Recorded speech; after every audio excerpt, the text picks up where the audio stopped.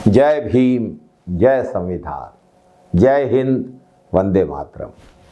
साथियों, बाबा साहब डॉक्टर भीमराव अंबेडकर को सम्मान देने के लिए कांग्रेस पार्टी ने जो किया शायद कोई दूसरा कभी नहीं करता। मुंबई से बाबा साहब अंबेडकर को संविधान सभा में लाने के लिए पंडित जवाहरलाल नेहरू ने कांग्रेस के सदस्य M.R. जयकर का इस्तीफा कराया। गांधी जी ने ही संविधान सभा की ड्राफ्टिंग कमेटी के अध्यक्ष के लिए बाबा साहब डॉक्टर भीमराव अंबेडकर के नाम का सुझाव दिया। भारत सरकार में बाबा साहब को देश का पहला कानून मंत्री बनाने के लिए भी गांधी जी ने अपना समर्थन दिया था।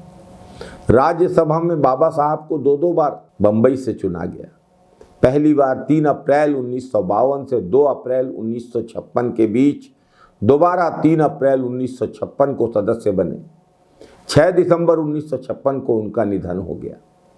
कांग्रेस पार्टी चाहती थी कि डॉक्टर बाबा साहब भीमराव अंबेडकर जैसा विद्वान, कानून का ज्ञाता ससम्मान राज्यसभा में पहुंचे, इसलिए वो दो बार निर्विरोध राज्यसभा का चुनाव जीते।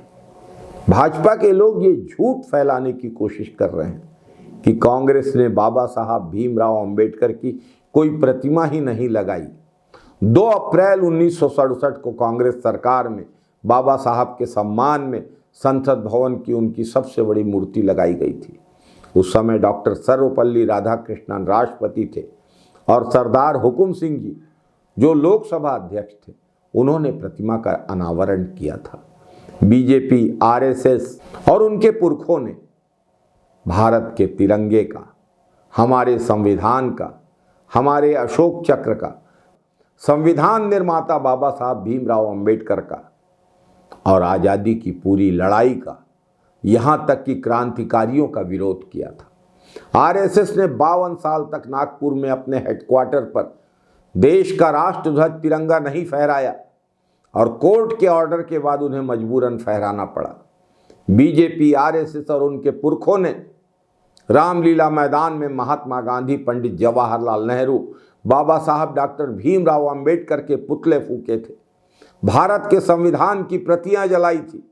तमाम भाजपा और आरएसएस के लोगों को चुनौती देता हूं कि इतिहास पढ़ें और बताएं कि आज़ादी के आंदोलन में उनकी क्या भूमिका थी।